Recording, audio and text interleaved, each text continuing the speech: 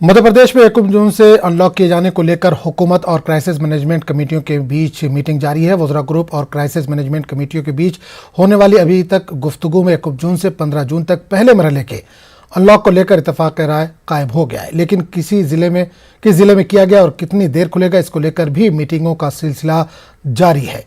वहीं वज़ीर आला शिवराज सिंह शाम 5 बजे अफसरान के साथ वर्चुअल तरीके से कोरोना जायजा मीटिंग करेंगे और शाम 7 बजे वज़ीर आला अनलॉक को लेकर रियासत की आवाम से खिताब करने वाले हैं।